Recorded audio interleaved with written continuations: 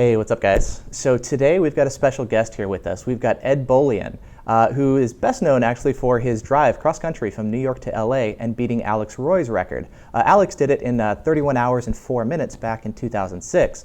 But Ed, on the other hand, did it even faster in just 28 hours and 50 minutes back in 2013. And so we've got him here. We're going to be talking about countermeasures, about speeding ticket avoidance, how to drive safely, all this kind of stuff.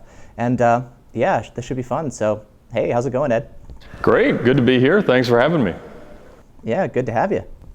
So tell us a little more about kind of what you've done, your story, what you're all about, and for people who aren't really familiar with you, tell us a little bit about you.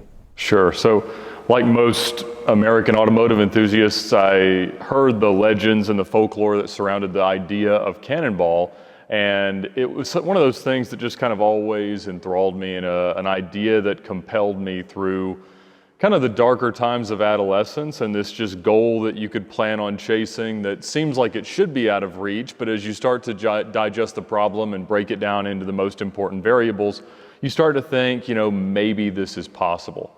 And so I spent the better part of a decade, starting around the age of 17, planning the drive, and then we did it back in 2013.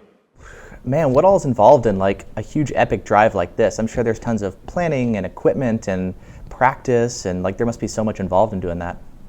Well, it's sort of a caricature of your normal everyday road trip. So anything that you probably ought to do as you plan to drive to grandma's house is something that you have to do in order to have a good chance of a successful outcome in a Cannonball or some type of endurance drive. So you've got to obviously plan with the car. You have to have the right car. You've got to prep it for fuel capacity or fuel range. You've got to do everything that you can in terms of countermeasures, and we'll talk more about that later. But then in addition to that, you've got to develop strategies to manage the more uncontrollable variables like the other people on the road, avoidance of traffic jams, avoidance of bad weather, avoidance of times when police are going to be more prevalent, and all the things that it seems like are just out of your control. You've at least got to do everything that you can to keep them in your control. That's one thing I really like, because it's easy to get all caught up in the record and the numbers and even the countermeasures, of course. But like one thing that I really love is how you're able to do all this safely, driving at speed, taking into account your car and conditions and like so much like that. And that's one of the things that obviously the initial pushback comes is like, how could you possibly think it's okay to go out and drive this fast? And certainly it's illegal and probably something that morally we shouldn't do. And we have to reconcile that in our own ways. But at the end of the day, the most peculiar thing about actually being in the car is it's the safest feeling driving that you'll ever do. And it's because, if I drive on vacation to the beach or something like that, my wife's texting on her phone or dozing off, falling asleep, my kids being noisy in the back. It's not one of these things that I could ever engage myself fully in the task of driving, much less expect something out of them as passengers or co-pilots to kind of help me do this effectively or safely. When you've got two other people in the car whose only job is to make sure that you're in the best shape that you can be and that the outcome is as desired, it's an entirely different thing. Yeah. So who are the other people that you had involved with you for the planning, the driving, all that? So throughout the course of the decade or so I spent planning it, there were three different people that I expected would be my co-driver. And at different points, their enthusiasm would kind of swell and then wane, and eventually they all find reasons that they won't go. And so my co-driver was Dave Black. He's a guy I'd sold a couple of Lamborghinis to while I worked at Motor Cars of Georgia. And we had done track events together, and I knew he was a good driver, and I knew he had this enthusiasm for Cannonball. In fact, he'd approached me not long after 32 Hours, 7 Minutes came out, the documentary of the U.S. Express and Alex Roy and David Maher's run by Corey Wells.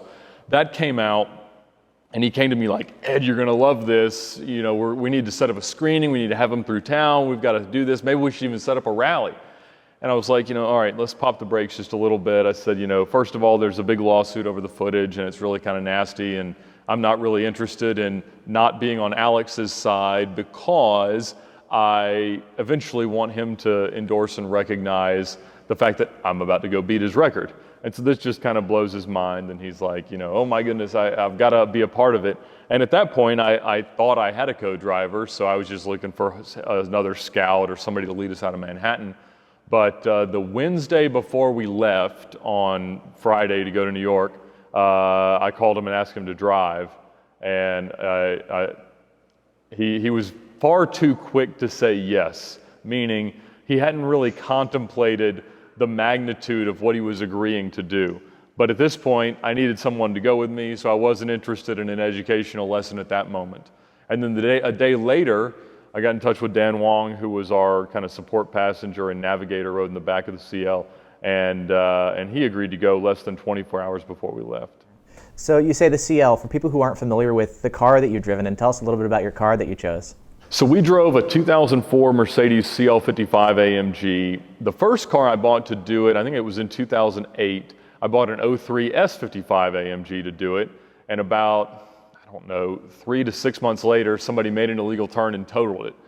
And so I ended up buying a nicer 03 S55 AMG because I just loved that AMG platform. The car made a ton of power, a ton of torque. It was reasonably inexpensive. I think I paid 16 grand for the first one. Actually, no, the guy had a $16,000 offer from CarMax, so we negotiated back and forth and ended up at $16,001 is how much I paid him for it. And when that got totaled, I got like $27,500 for it from the guy's insurance company, and I bought another one for like 26. But after I bought the Lamborghini from the prostitute that you can hear about on our channel, I ended up daily driving that car for like a year, and I wasn't driving the S-Class, and I was kind of so busy with the dealership that Cannonball had kind of fallen on the back burner.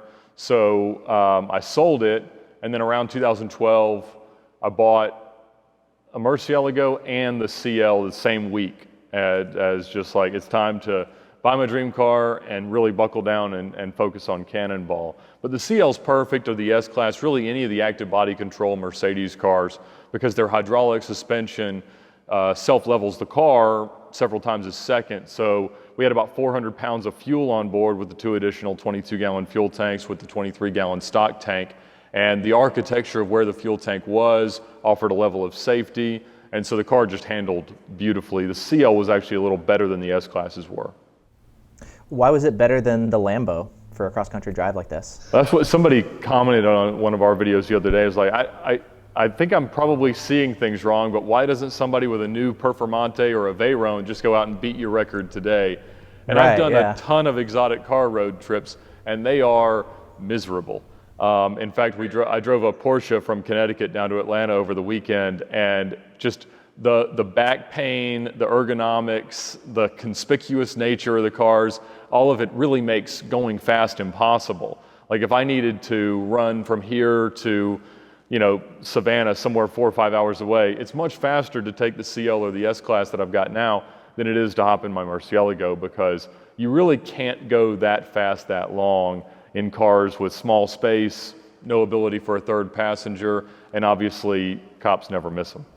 That makes a lot of sense. I like that, because that's kind of the things you wouldn't think of at first glance of like, okay, once you actually get down to doing it, like what are the things that are involved, That's the fun stuff to hear.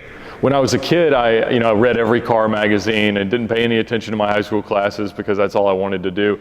And I had this idea as a 17-year-old guy that was reading all these Nürburgring times and 0 to 60 and quarter-mile things in Road and Track and Car and Driver, and I'm like, what needs to happen is we need to find like an on-road race. And I was trying to think of like the logic I would use to tell someone with a Lamborghini or an Aston Martin or a Maserati why they had a chance against what I thought was correct, that the best option would be something like a BMW or a Mercedes performance car. And I went home and I talked to my dad about it, and he's like, oh yeah, that's Cannonball. They've been doing it for like 40 years. And he didn't know they had stopped, because most people don't. But that's really that day I go out, buy all the movies and read all the books, and I'm like, oh my goodness, this is the craziest thing I've ever heard about.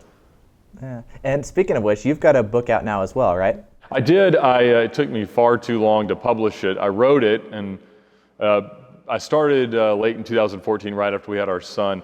And I released it this year in January. So it's called For the Record on Amazon. So if you Google Ed Bolian or For the Record, you should find it.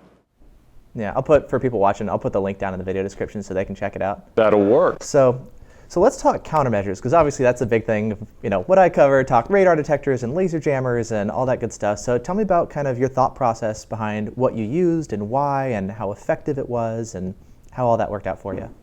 So in the span of time where I was able to research this, obviously we had two examples of what it was going to be like in a modern context, because I interviewed Brock Yates back in 2004 and said, you know, one day I want to break your records. And as far as I was concerned, 32:51 was the fastest time ever across the country, because he didn't really acknowledge the US Express times, and I didn't have any way to research them because there was no documentation of it on the internet. And so he had said in his book that it was not possible, that there's twice as many cars on the road and there's twice as many cops, and their enforcement was so much more advanced now that you couldn't get away with it, and also the penalties were so much harsher that it wouldn't be worth trying. And so, you know, they had had very rudimentary radar detectors, but then I saw Richard's drive and I saw Alex's drive. So Richard had a Valentine One, a CB, and a Phantom, or a Scorpion. So he had the rudimentary radar jammer that was more likely to make it say you were going faster than you were than not, or just not work at all. The old Scorpions, yeah. Yeah, and so I didn't go down that route because I had heard from everybody who knew that that wasn't useful. But then Alex comes out with this unbelievable suite of countermeasures, and it's really something to behold. I mean, he's got screens everywhere and gadgets and multiple scanners and multiple detectors and all this stuff. And at that point, we had these rudimentary blinder laser jammers. And so my shopping list sort of started to build. And so I ended up using two separate Valentine Ones, three Garmin GPS systems, a CB radio, Uniden scanner, a whole switch panel to control, two different laser jammer systems. I had a blinder system and a laser interceptor system. I had an ambulance traffic light changer, a MERT. I had, what else? Obviously binoculars. We ran Waze and we ran Trapster, because in 2013 Nokia hadn't shut Trapster down. Yeah, back when Trapster was still out. And in fact, for this kind of drive, people assume that Waze is going to be the holy grail of everything that you need, because theoretically a fully functioning Waze system is everything you need pertaining to countermeasures. But as we all know, it's not used that thoroughly, particularly not in the middle of nowhere in the middle of the night. And so what we found was most of the time Trapster was more valuable because it was storing places where speed traps were likely to have occurred in the past rather than what's live right now. And so we were very sad to see that go, and it's made the subsequent drives that I've done much more difficult. That's a good point. Yeah, usually we just talk about Waze, but I mean, I know Escort Live actually does the speed trap stuff. They can record like, oh, people keep seeing, you know, radar in use in this area. This is a high likelihood that it could be a speed trap, and it can notify you of that, which is kind of cool. Right, yeah, and there's so many things, but one of the things that we started to learn through this drive, because based on the fact that it had sort of come together at the last minute, and it was really our last chance to do the run in 2013 before it got too cold and there was too much risk of snow in Pennsylvania, we were really trying to decide just how it would all work, and it was kind of a shakedown run, but things just went really, really well. And so we ended up going faster than I had ever anticipated, partially due to the effectiveness of the spotter network that we had ahead of us, the people that were kind of staying on the phone and telling us what to expect 100 to 150 miles ahead, but also because Dave and Dan knew so little about what was going on that they weren't scared enough of what could have happened to us. And right, that's a plus. Ignorance is bliss sometimes. It is. In fact, Dave had never read Yates's book, and he actually downloaded it on his Kindle while we were in Manhattan, and I had to stop him reading it. I'm like, we definitely can't get to the last chapter, but he's a very competitive guy, and I am as well, and so we kind of just kept seeing each other's average speeds build, and at the end of the day, it just, you know, really started to work. Yeah. So it was interesting. You said you were running both blinders and LIs for the laser jamming system. I'm guessing it was the HP 905s at the time. I used to run those too, yeah. Did you run kind of like one as a backup or to cover different guns, or what was the thought process for two different laser jammer systems? So I've got a friend that's a big countermeasure enthusiast, and we had kind of experimented with a few different things and a few guns to test against, but quite honestly, I don't know that enough to be deploying as many devices as I tend to have. And so I really just put them all out there because I thought that more was probably better. And so I had 2 blinder and 2 laser interceptor heads on the front of the car, and then just the laser interceptor rear. And I came to find out that you can have interference issues and stuff like that, but we never did. Yeah, that's good. Did you actually have any laser encounters in the drive? Any saves? Only a couple, and they were not difficult to spot. So we sort of saw the cops, and then they would hit us, and we'd get enough bouncing. I mean, I've been driving with V1s for almost 15 years now, and so I'm so accustomed to the ever-present beeping that they're known for that most cops out running speed traps in the middle of nowhere aren't interested in being as precise with their laser guns to deal with it. They just want to turn on the VASCAR and go. Yeah, that makes sense. What about, like, since you were running the V1, how did you handle like false alerts versus legit alerts, and when do you actually slow down versus when do you just keep blasting through? Like, how do you handle that in practice? So essentially, we were so accustomed to the way that the V1 works that unless it's really 100% intensity KRX or KA, we weren't really worried about it, and we weren't getting hit much with laser. So unless somebody hit us pretty hard with KA, we really didn't react much, or if it was really intense KRX response. If it was anything behind us, step 1 is always floor it, and then try to figure out where they might be. And if it was anybody in the front, everybody's in the binoculars looking and just trying to figure out what the threat is. That's a big benefit, like for this application specifically, to have the arrows to know if they're in front of you or behind. That's really helpful. People ask all the time, do I need the arrows? Are they helpful? Yes, no. Like, that's a really cool application for it. And the only issue that we had, I was running on the assumption that the front sensor of a V1 is a lot stronger than the rear. And so I had one facing forwards in the windshield and back on the rear glass. And it was all fine until late in Ohio, and we got just kind of a rhythmic sort of beep, beep, beep, beep, beep, beep, beep, beep, and it would intensify, but never get close enough. And when we're flying, going 135, 45 miles an hour, and I'm like, for there to be a cop ahead of me, which is what this signal frequency looks like, either he's flying or something's wrong. And so I had a spotter that was probably 30 to 40 miles ahead of us at that time. And I was like, what do you see? How is there a cop between you and I bouncing radar all over the place?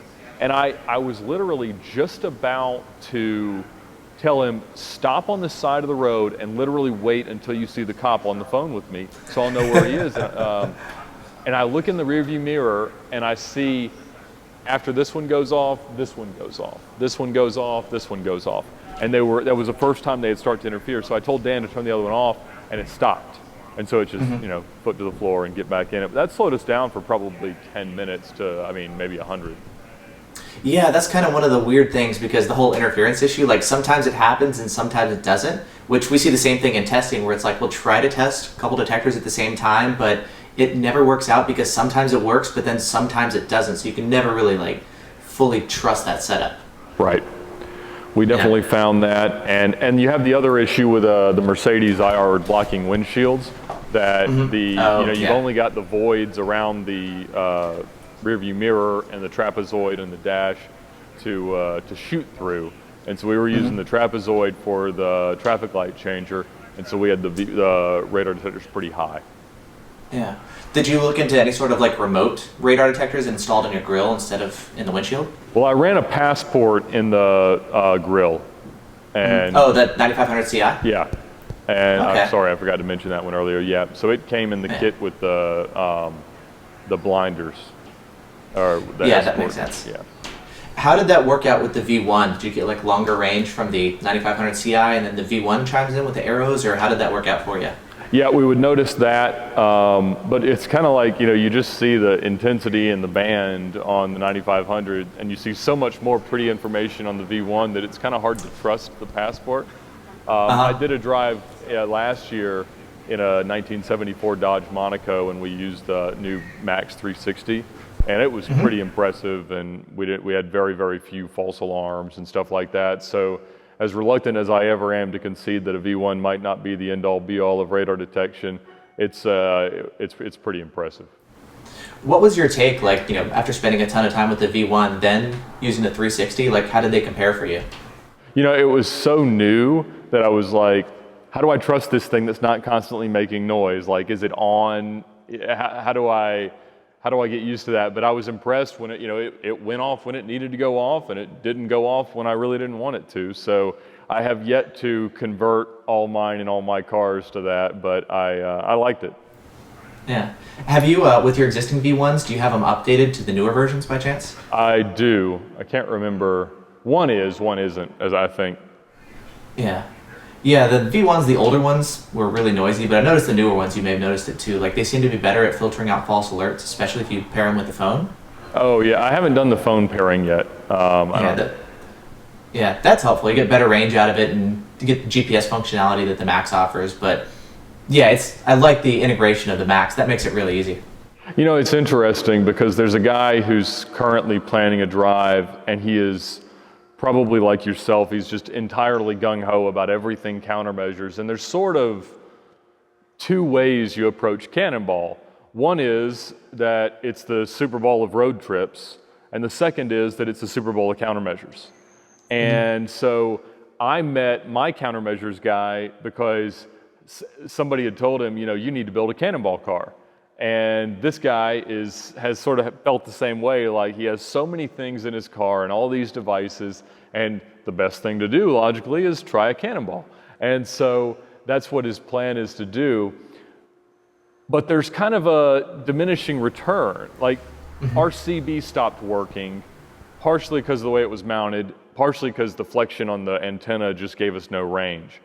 And we sort of arrived at this conclusion that, all this thing can do is tell us to slow down. And we don't really want to slow down. We don't want to get arrested, but we don't want to slow down. And at this point, we've been going so fast for so long, we don't even know what trying to go 20 miles an hour slower feels like. So at the end of the day, you sort of have this analysis paralysis possibility that the more familiar, the more capable your countermeasure suite is, the more likely it is to slow you down. It's true. And so you kind of resolve into this need for speed mentality of just foot to the floor the whole time and see what happens. Now, we never got to the point of entirely forsaking the advice of the countermeasures, but at the same time, there was only so much it could offer at the speeds we were trying to go. It's kind of like they're very, very effective to drive 100. Like, they can help you a lot not get arrested for going 100 miles an hour all the time on your road trip to a family vacation. If you want to not get arrested going 150 miles an hour, they probably don't help that much. See, and that's one of the interesting things, because I love geeking out on all the countermeasure stuff, but then once you start applying it in different situations, it really changes the dynamics of it. Right, and so with this being that, holy grail of deployment for a countermeasure suite, you also probably run into a circumstance where you're constantly in fear of the result you've sought out from your countermeasure, that you just end up going more slowly.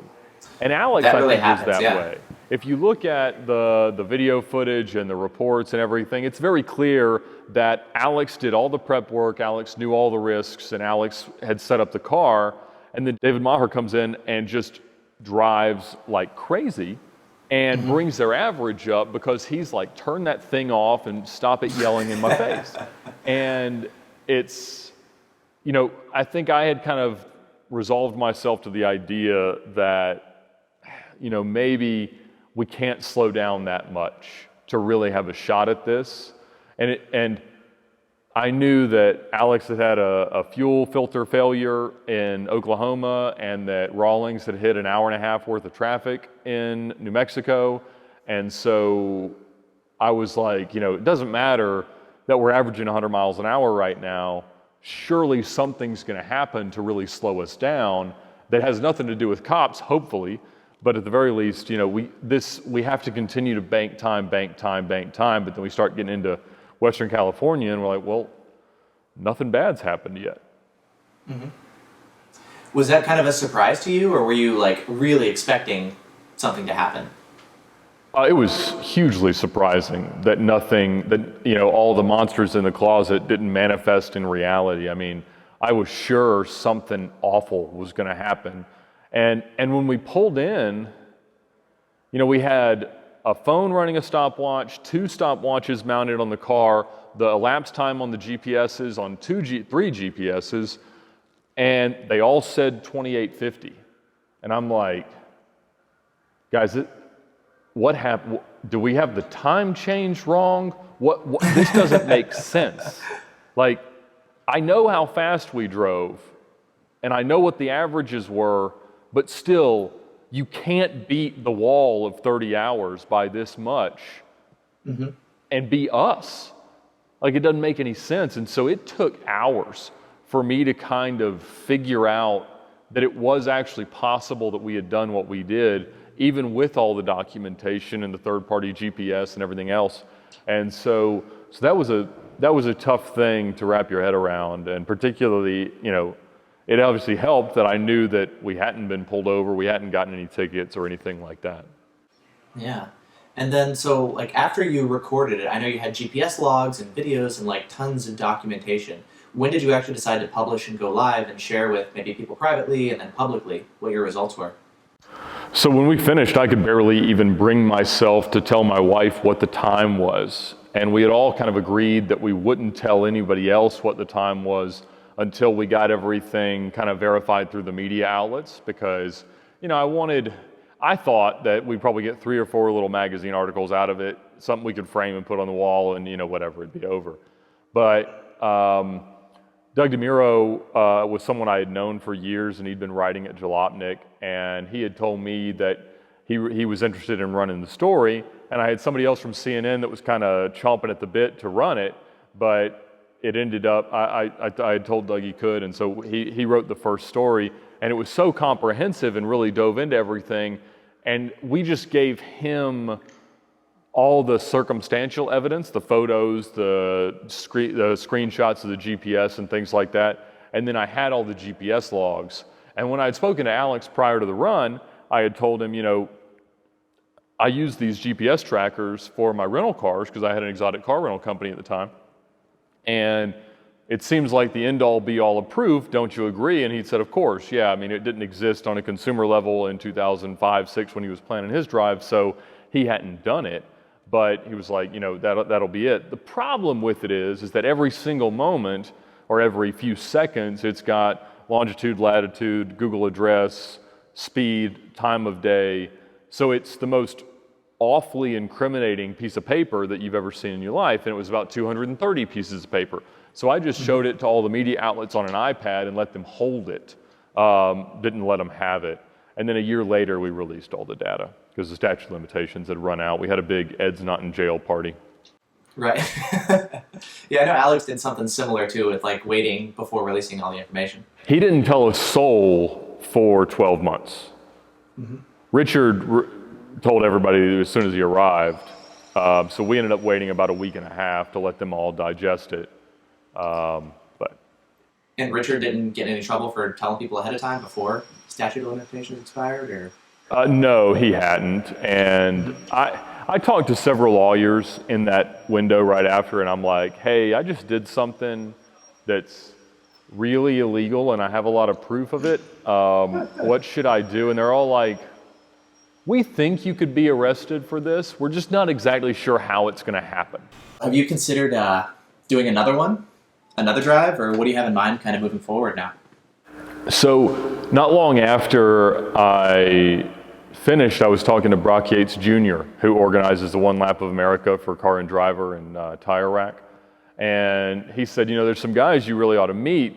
They do an event called the 2904. And they had run it 5 or 6 times, and they had done either New York to LA or New York to San Francisco. And it was like 24 hours of lemons meets Cannonball.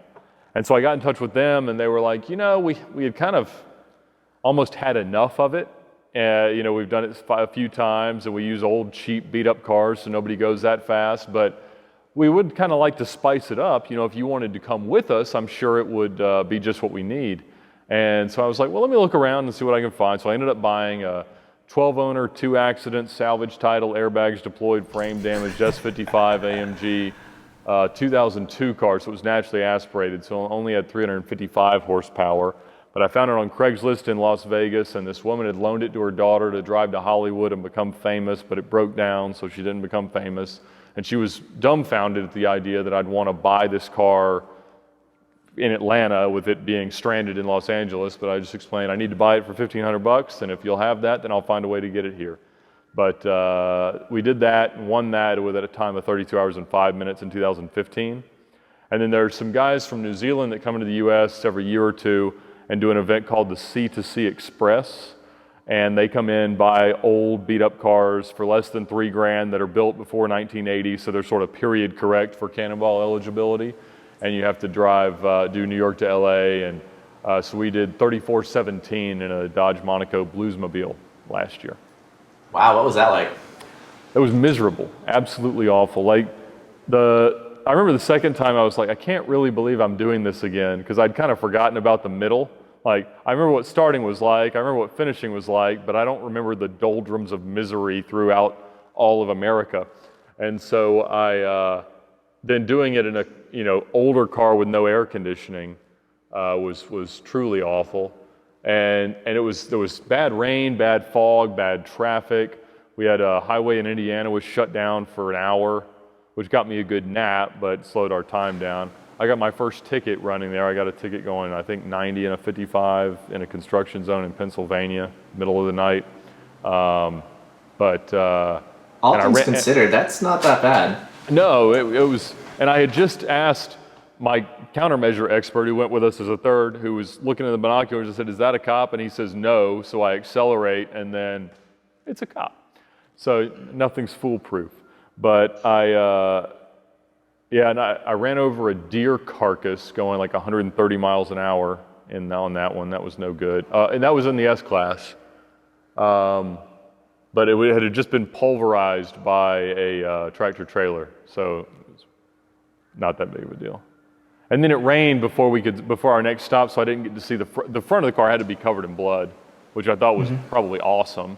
But we didn't have a stop to check, so I didn't get a picture of it before it poured rain all over us. So that has been the interesting lesson of it, that in neither of those circumstances, even with a 500, 600, or 700 horsepower car and a better fuel strategy and everything that we had with the CL, or you could improve upon from the CL, 2850 wasn't on the table. There were just too many things that went wrong that you couldn't have avoided in order to make it, a time better than 2850.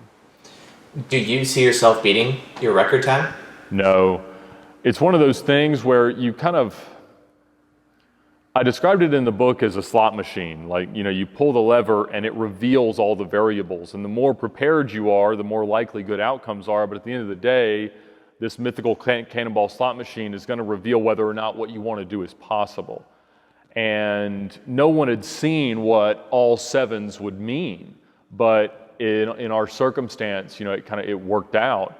But I can't imagine it ever seeming like it was going to be likely enough that we could break 2850 to make the risks worthwhile. And interestingly, that seems to be the popular approach. In fact, this guy that wants to try later this year is completely content to just beat 3104 and just says, look, I'll be number 2 and be the happiest guy in the world with that. And that's a healthy attitude. But what it's done is sort of explode the world of endurance racing and long distance record. In the last week we've had videos from 2 guys that have set Cannonball related records in the last couple of years. And in 2015 there were 12 different Cannonball oriented records kind of set or claimed. So there was a solo drive New York to LA, 3-wheeler drive New York to LA. There were 3 different electric car records set. So you had like shortest charging time, fastest time, and then I think it was reset during the course of that year. Oh, and there was the autonomous Cannonball record.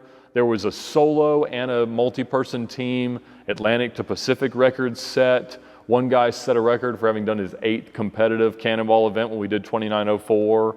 Technically, 3205 in the S-Class was the competitive event record, I suppose, because it was, all the other times had been sort of one-off time trials. So it was an interesting thing to see that people have interpreted this idea of cannonball into so many different contexts so that they can put their own mark on the record books. I didn't realize there were this many runs still being done. I figured it was just a couple people, the crazy guys or whatever, who were still going for it. But I didn't realize there were so many of you guys who were out having fun, driving, and yeah, it's kind of it's both a bigger fraternity of lunatics than you might expect it to be, but also a little bit smaller than most people probably assume. There's not that many idiots like us out there doing stupid stuff like this, but there are enough to keep it entertaining. When I talked to Alex leading up to our run, he told me that he thought that 3 or 4 people a year tried it. I'm not sure that was accurate. I think maybe 1 or 2 people every 3 years tried it. But he said, I was one of 3 people that spoke to him kind of while he had the record that he thought had a chance.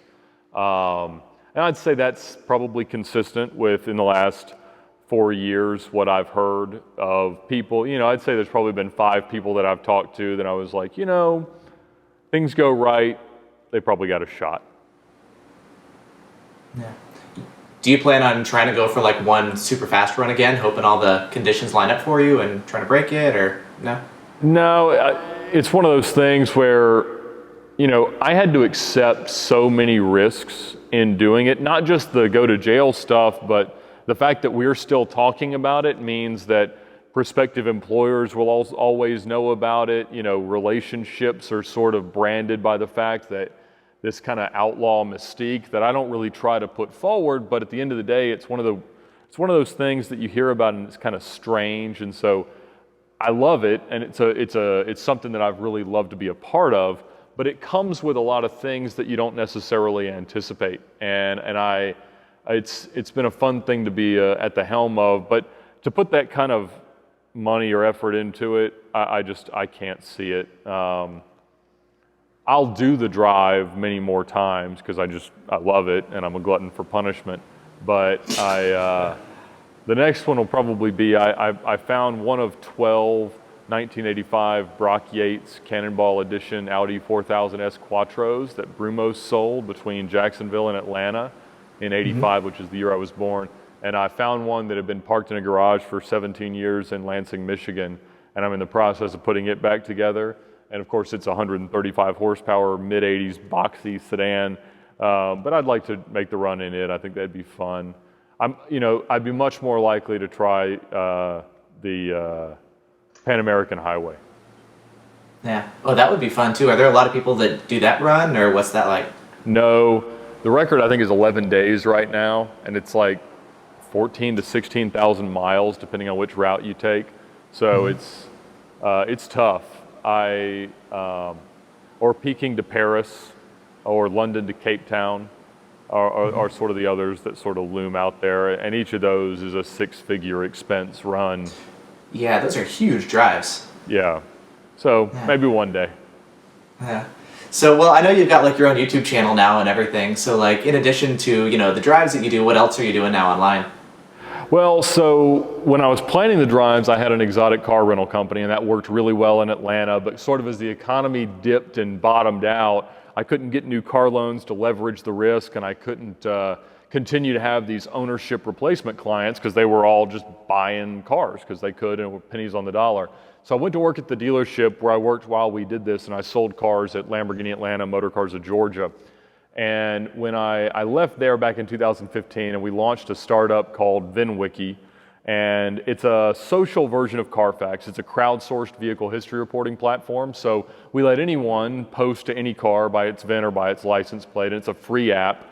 And we've just kind of started that, and we've been using YouTube a lot to promote it, and we just invite people out that tell car stories because I've got a lot of friends with really interesting car stories to talk about. And so it's been a lot of fun to do that. Yeah, the car stories part, I like that, checking them out. I was kind of skimming through and seeing all the stories, and they're kind of the shorter ones like you were talking about earlier. And yeah, they seem fun. You've got like a wide variety of different people with different stories and whatnot, like yourself actually. So that's a lot of fun to check out too. Sure, so I'd love for you to check those out, but this has been a blast, and I really appreciate you having me. Yeah, definitely. I'll put a link down to your YouTube channel in the video description of this one as well. But thanks so much. It's been a pleasure talking to you, Ed. My pleasure. Have a great day. Yeah, all right. Take care. Bye. Bye.